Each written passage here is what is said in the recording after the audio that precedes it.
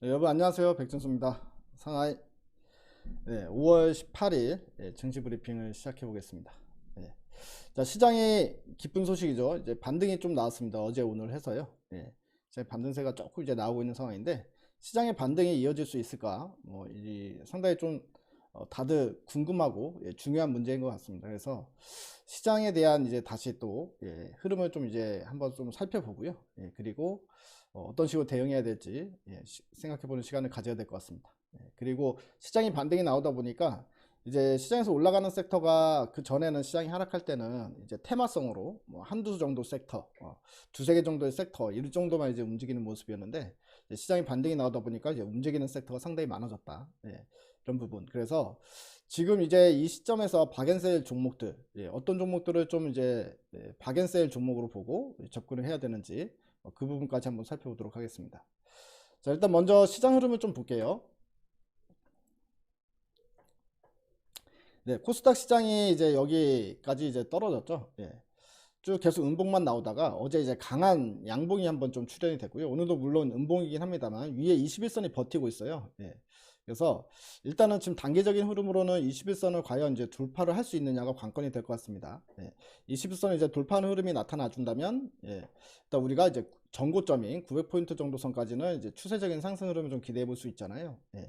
근데 예를 들어서 이제 21선에서 막힌다라고 하면은 이제 850 근처까지만 반등 났다가 다시 또 이렇게 떨어지는 형태로 갈 수도 있고. 그래서 일단은 양쪽의 가능성이 전부 다 열려 있다 이렇게 좀 보여지는 상황인데요. 어느 쪽이 가능성이 크냐라는 부분에 있어서는 일단 지금 시장에서 최근에 나왔던 악재들은 주가에 반영이 됐어요. 어떤 악재였습니까? 이제 부채한도 협상 문제, 그리고 경기 침체 이슈, 이 두 가지인데요. 그 스태그플레이션 이슈였죠. 그 두 가지였는데 어쨌든 그 두 가지는 지수에 일단 반영이 돼 왔던 거기 때문에 그래서 추가적인 악재가 나온다면은 물론 이제 떨어질 수도 있겠지만 추가적인 악재가 나오지 않는다면 좀 지루한 흐름으로 갈 것 같아요. 아주 급반등은 아니더라도. 그래서 그 이전에 말씀드렸던 것처럼 이 박스권 안에서 움직일 가능성이 있다. 그래서 추가적으로 또 올라갈 가능성도 충분히 있는 상황 아니냐 이렇게 좀 보여지는 상황입니다. 그리고 최근에 일단 코스닥보다는 코스피가 오히려 더 나아 보기도 해요. 1분기 때 코스닥이 이제 막 급등이 나왔지 않습니까? 뭐 물론 이제 뭐 그 내부적으로 보게 되면 2차 전지가 시장을 휩쓸긴 했지만 어쨌든 코스닥이 올라가는 동안에 대형주들은 전체적으로 쉬는 모습이었습니다. 쉬는 모습이었고 뭐 특히나 이제 대표적인 게 삼성전자 하이닉스 같은 경우엔 1분기 실적이 폭망을 했지만 결과적으로는 이제 실적 저점 잡고 턴어라운드에 대한 기대감이 살아 있고요. 그리고 이제 자동차 같은 경우에는 워낙에 실적이 좋았죠. 그렇기 때문에 거래소 쪽이 이제 좀 이제 자리를 잡고 2,550포인트까지 지금 현재 계속해서 꾸역꾸역 올라갈 가능성이 있어 보인다. 이 부분도 참고하시면서 이제 그 고액 투자자분들 중에 대형주에 관심 있으신 분들은 대형주 매수하기에도 좋은 시기다 이렇게 좀 볼 수 있을 것 같아요. 어떤 종목을 살 것이냐는 제가 기존에 방송 올리면서 꾸준히 말씀을 드렸는데 일단 뭐 삼성전자 그리고 현대기아도 괜찮고 그리고 네이버 이런 종목도 괜찮습니다. 네이버도 한번 추천을 드렸었죠. 그래서 그 부분 참고하시면서 보시면 좋을 것 같고요. 자, 뉴스를 하나 볼게요. 그 부채한도 협상 관련해 가지고 메카시 하원 의장이 이런 언급을 했습니다. 미국 디폴트는 없을 거다. 일단 옐런 의장이 시한으로 정해놓은 게 이제 6월 초잖아요. 그런데 어, 그때까지는 협상에 타결이 될 거다. 뭐 이런 이제 의도로 이야기를 한 것 같습니다. 그래서 미국이 디폴트를 행하는 일은 없다. 이렇게 단언했다고 하는데 대통령이 협상에 동의하도록 하게 했다. 대통령으로서 누군가와 협상한다는 건 힘든 일이겠지만 예전에 조 바이든이 정말로 잘했던 것이다. 이제 바이든이 예전에 능숙했던 것들로 돌아올 기회를 얻은 만큼 협상을 끝내보도록 하자. 메스카시는 협상에 진전이 있었기 때문에 미국이 디폴트를 내놓은 일은 없을 것이다라고 생각한다라고 말했다. 물론 협상 타결이 되진 않았지만 어느 정도 진전은 있었다. 그래서 이제 2차, 3차 이런 식으로 이제 제가 지난번에도 한번 얘기 드렸지만 10년 전에도 이렇게 이제 미국 디폴트 위기 빠졌을 때 부채 한도 상한 협상할 때 그때 협상이 제대로 안 됐었어요. 질질질질 끄다가 결국에 이제 공무원들 한 달 동안 월급도 못 받고 뭐 이런 상황 되니까 극적으로 타결이 됐었거든요. 꼭 보면 이런 것 같아요. 이런 협상 같은 경우에는 이렇게 이제 정부와 국회의원들 간의 협상 같은 경우에는 줄다리기가 이어진 끝에 결국에는 협상이 타결이 되더라. 이런 이제 경험치들이 있기 때문에 사실 부채한도 협상에 대해서는 그게 질질 끌면서 시장의 이 변동성을 조장할 수는 있지만 어쨌든 결론으로만 놓고 보면 결국에는 협상 한도를 올릴 수밖에 없을 거다 이렇게 생각이 듭니다. 그래서 그 부분도 결국에는 이제 해결이 될 걸로 이렇게 우리가 생각을 해볼 수 있는 부분인 것 같아요.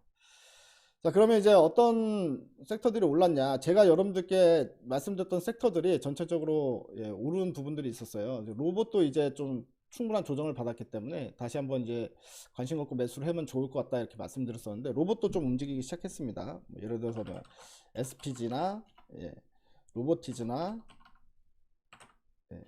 다 이제 조정 구간이 한 단계 나오는 상황이잖아요. 나오고 이제 저점을 잡고 있는 상황이기 때문에 이거 쌍바닥. 여기서 이제 살짝 이제 올라갈 가능성이 있다. SPG 같은 경우도 고점에서 조정이 이미 다 받은 상태죠. 그 저점 한번 찍고 올랐다가 다시 재조정 나왔고, 그리고 이제 오늘 다시 반등 나오는 모습이고요. 레인보우 로보틱스, 레인보우 로보틱스도 이제 고점에서 한번 조정이 나오고, 그리고 여기서 이제 바닥을 이제 두 차례 거쳐서 잡고 있는 모습이기 때문에 로봇 관련주들도 이제 관심 있게 볼 수 있을 것 같은데, 오늘 시장에서 강하게 올라갔던 섹터들은 따로 있었죠. 일단 OLED 관련주들이 강세를 보였습니다. 자, 오늘 이 소식이 있었죠. 삼성 디스플레이에서 미국 마이크로 올레드 기업 이매진을 2,900억에 인수했다, 이 소식이 나오면서 OLED 관련주들을 좀 주가를 자극하는 모습이었습니다. 삼성 디스플레이가 미국 마이크로 올레드 기업 이매진을 약 2,900억 원에 인수한다.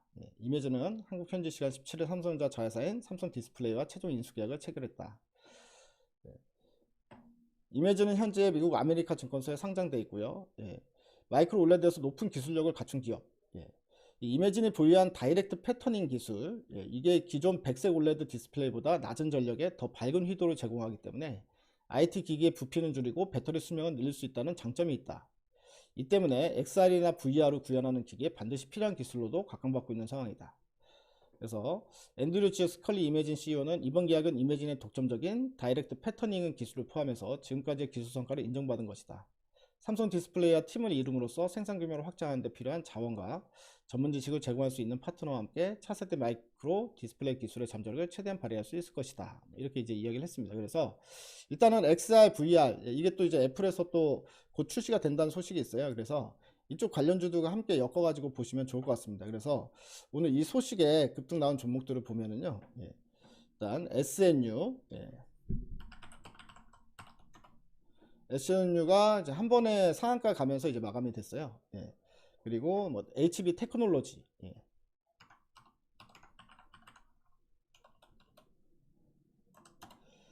HB 테크놀로지도 이제 바닥권에서 이제 완전히 급등이 나오고 있는 상황인데요. 이게 조정을 받은 상태에서 이슈가 딱 붙으면서 쭉 튀고 올리는 모습입니다. 그리고 일단은 조금 이제 작은 종목들 신도기안이라고 있고요. 신도기안도 바닥권에서 올라오고 있는 상황이니까 이쪽도 관심 있게 보시면 좋을 것 같습니다.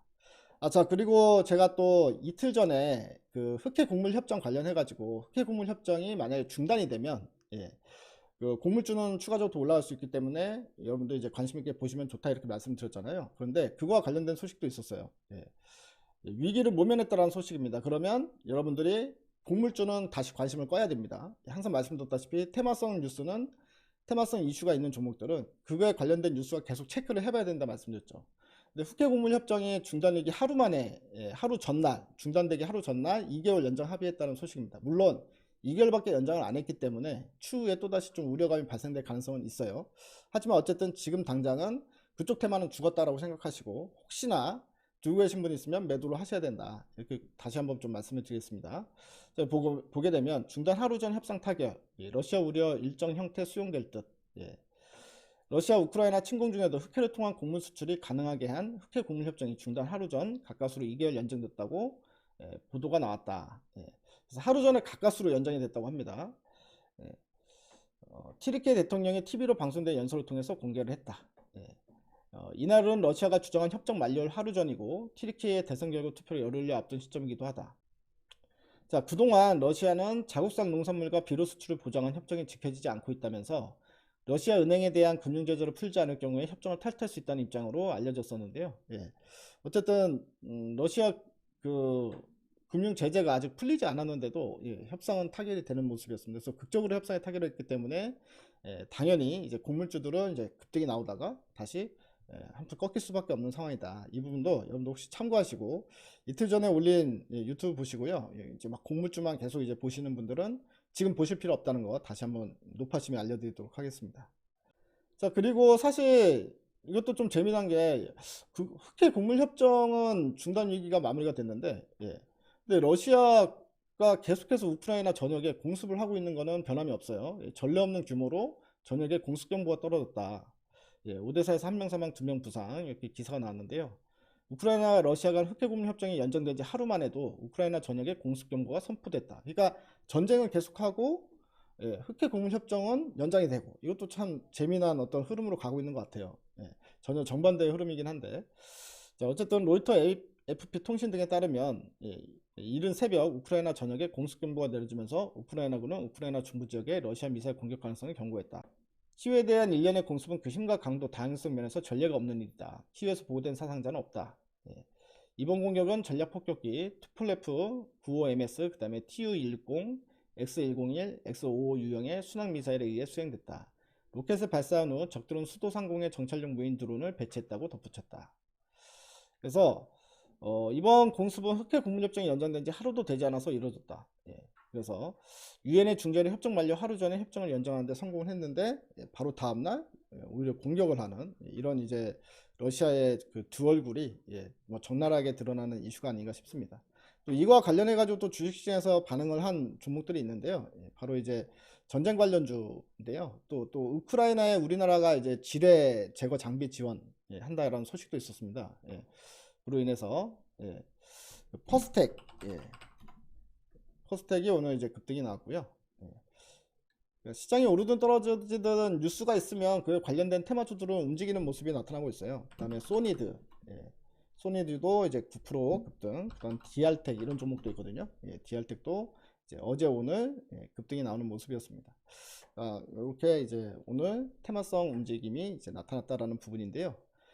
전체적으로 근데 이 외에도 이제 OLED 관련주들, 그 다음에 IT 관련주들, 그리고 로봇 관련주들 등등, 그리고 이제 엔터 쪽은 워낙에 지금 실적이 좋게 나왔다고 말씀드렸잖아요. 그때 YG 엔터도 조금 뭐 한마디 해드리면, YG 엔터 그때 실적 나왔을 때 이날 이제 장 끝나고 제가 유튜브 찍을 때 장 끝나고 실적 발표를 했는데 슈퍼 서프라이즈 나왔다 말씀드리면서, YG 엔터테인먼트가 한 10만원 가까이까지는 그냥 치솟을 것 같다 이렇게 말씀을 드렸는데 실제로 지금 계속 치솟고 있어요. 그래서 92,600원까지 올라온 상황입니다. 근데 사실 10만원 정도 선에서는 한번 쉬어갈 가능성이 있어 보이는 상황이니까요. 단기적으로 급등이 나면 어쨌든 쉬어가야 되니까, YG 엔터테인먼트는 지금은 매수의 관점보다는요, 기다리는 관점으로 보시면 좋을 것 같아요. 뭐 8만원 초반대나 8만원 아래로 떨어지면 더 좋고, 예. 그래서 8만원 전후부터 시작해서 이제 분할 매수, 예, 여러 번에 걸쳐서 분할 매수 들어가기 시작하면 좋겠다 이런 생각이 듭니다.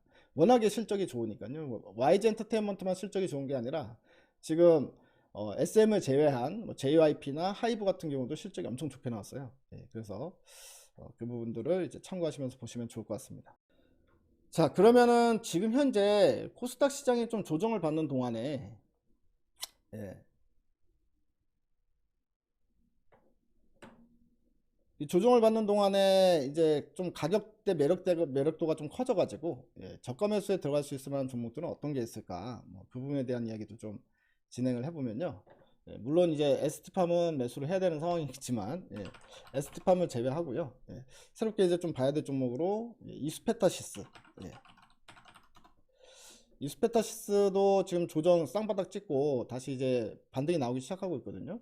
근데 이수페타시스는 실적이 워낙에 좋아진, 예, 기업입니다. 이수페타시스에 대해서 조금 설명을 해드리면, 그 MLB라고 멀티 레이어 보드를 만드는 회사거든요. 그러니까 PCB인데 서버에 들어가는 이제 다층 구조로 된, 예, 한마디로 이제 업그레이드된 PCB라고 생각하시면 됩니다. 서버용으로 사용됩니다. 근데 여러분도 아시다시피 AI가 지금 화랑을 빚고 있잖아요. 그래서 이스페타시스의 MLB가 보통 통신 장비 이 회사들한테 납품을 하다가 작년부터 새로운 신규 고객사가 생겼는데요. 그게 바로 마이크로소프트, 예, 그리고 구글, 뭐 엔비디아, 뭐 아마존, 그 다음에 페이스북, 예, 지금 메타, 예, 이런 이제 빅테크 기업들한테 MLB를 납품하기 시작했어요. 예, 전체적으로 다. 근데 이들이 지금 열심히 하고 있는 게 뭡니까? 인공지능을 열심히 만들고 있잖아요. 그 인공지능을 열심히 만들기 위해서 본인들이 보유하고 있는 뭐 인텔도 포함됐습니다. 만약 고객사에 이들이 서버를 강화를 해야 돼요. 고도화를 시켜야 된단 말이에요. 서버를 고도화시켜서 워낙에 많은 연산이 일어나기 때문에 AI를 돌리기 위해서는. 그래서 서버 고도화가 필요한데 이 서버 고도화를 하면서 이 이스페타시스의 MLB 수요가 늘어나고 있다. 예, 이 회사가 2020년에 매출액이 3,900억에 128억에 2021년 4,600억에 469억으로 껑충 뛰었어요. 그런데 작년에 6,400억의 영업이익이 1,166억으로 껑충 뜁니다. 예. 그리고 올해 예상 영업이익은 700억에 이제 1,067억 원으로 작년엔 비슷한 수준으로 잡혔는데요. 이거는 제가 봤을 때는 실적이 더 나올 수도 있을 것 같아요. 1,400에서 1,500억까지도 나올 수 있을 것 같은데, 어쨌든 지금 이렇게 본다고 하더라도 실적이 엄청나게 급상승하는 게 보이죠. 이게 바로 그 빅테크 기업들이 MLB를 엄청나게 사기식하면서 이스페타시스의 기업 체질이 완전히 변화가 됐다고 보시면 될 것 같은데, 현재 시가총액이 6천억 초반대입니다. 6,200억대. 예. 때문에 시가총액 1조까지도 충분히 가능한 베이스로 갈 수 있다. 물론 예상치보다 실적이 잘 나올 경우를 우리가 상정을 해야 될 것 같아요. 그래서 이런 종목들도 이제 떨어졌을 때 관심 있게 봐야 되고요. 그 다음에 반도체 장기업체들 중에 핵심 기업들 있잖아요. 한미반도체. 예. 이런 애들도 지금 이렇게 주가 최근에 조정 나왔을 때, 이럴 때가 이제 반등 포인트다. 그리고 HPSP. HPSP도 이제 바닥 찍고 이제 쭉 올라오고 있는 상황인데, 아직도 이제 매수 구간이라고 생각합니다. 그리고 이오테크닉스. 이오테크닉스도 지금 딱 저점까지 내려왔죠. 그래서 이렇게 박앤셀 구간에서 살 수 있는 종목들, 주성 엔지니어링, 다시 15,000원까지 조정받고 지금 다시 이제 고개를 들고 있는 모습입니다. 그리고 두산 테스나나 두산 테스나도 쭉 여기 찍고 올라오고 있는 상황인데요. 두산 테스나나 하나마이크론, 하나마이크론 오늘 급등이 나왔네. 그러니까 이런 종목들은 두산 테스나나 하나마이크론 같은 경우에 이제 파운더리 후공정 업체들이잖아요. 그렇기 때문에 지금 삼성전자가 4나노도 그렇고 3나노도 그렇고 수율이 많이 올라오고 있다는 소리가 있어요. 그렇기 때문에 파운더리 쪽에서 이제 뭐 TSMC 고객도 뺏어오기 시작하고 드디어 경쟁 체제를 갖추고 있다, 이런 소식들이 전해지고 있으니까 그거와 관련해 가지고 이런 파운더리 오사드 업체들도 관심 있게 봐야 된다, 이렇게 생각이 듭니다. 그리고 이제 로봇 업체들, 아까 말씀드렸다시피 로보티즈나요. 일단 지금 주가 위치창으로는 로봇 관련주 중에 가장 박앤세일이 많이 됐고 위치가 가장 좋아 보이는 건 전 로보티즈가 눈에 보입니다. 그래서 물론 레인보우 로보틱스까지 같이 보시면 좋을 것 같아요. 이 두 종목 정도를 이제 보시면 좋을 것 같습니다. 레인보우 로보틱스까지 이렇게 해서 이 구간이죠. 이 구간에서 다시 한번 이제 매수의 기회가 오고 있다, 뭐 이런 관점에서 말씀을 드리도록 하겠습니다. 일단은 시장 흐름이 좋으면 반등이 나올 수 있는 종목들이나 섹터의 수가 많아지잖아요. 요즘에 자동차 업체들도 좋죠. 왜냐하면 현대기아가 실적이 잘 나오다 보니까 자동차 부품주들에 대해서도 매기가 좀 들어오고 있는 모습이거든요. 그래서 사실 시장이 오르면은 볼 수 있는 섹터들이나 종목들은 상당히 많아진다. 그리고 시장이 떨어질 때는 어쩔 수 없이 뉴스를 보면서 좀 데이 트레이딩이나 1박 2일 코스로만 볼 수 있는 좀 이렇게 단타 위주의 매매를 병행하는 게 이제 훨씬 이제 수익률에 좀 도움이 된다, 이렇게 좀 말씀드릴 수 있는 것 같습니다. 시장 관련해 가지고는 아직까지는 반등이 추가로 나올 수 있는지는 추가적인 흐름을 좀 봐야 알 수 있을 것 같고요. 추가적인 뉴스나 또 주가 흐름을 봐야지 우리가 알 수 있을 것 같아서 다음 주쯤에는 어느 정도 우리가 예상을 해볼 수 있지 않을까 싶습니다. 다음 주 초에. 그래서 뭐 이번 주 주말이나 다음 주 초에 그거는 따로 알려드리도록 하겠습니다. 자, 오늘 이제 봤던 부분은 OLED 로봇, 우크라이나 관련주, 뭐 이렇게 이제 오늘 테마 움직인 종목들을 좀 봤고요. 그 다음에 박앤세일 종목들 리스트도 조금 알려드렸는데, 이 외에도 이제 많은 종목들 그리고 많은 섹터들에 대한 소개가 있을 겁니다. 그래서 우리 구독자분들 방송 업로드 되면 꾸준히 좀 봐주시고요. 그리고 실질적으로 여러분들의 장중에 도움받고 싶으신 분들은 아시죠? 무료 문자 신청하시면 됩니다. 010-3886-1564 여기로 문자 신청이라고 문자만 한 통 보내주시면 여러분들이 문자 신청한 다음 날부터 시작해서 장중에 이렇게 붙어서 수익을 낼 수 있을 만한 종목들을 여러분들한테 보내드리니까요. 그 점 참고하시면서 매매에 도움받으시기 바랍니다. 자, 5월 18일 오늘 방송은 여기서 마무리 짓겠습니다. 즐거운 저녁 되십시오. 대바이.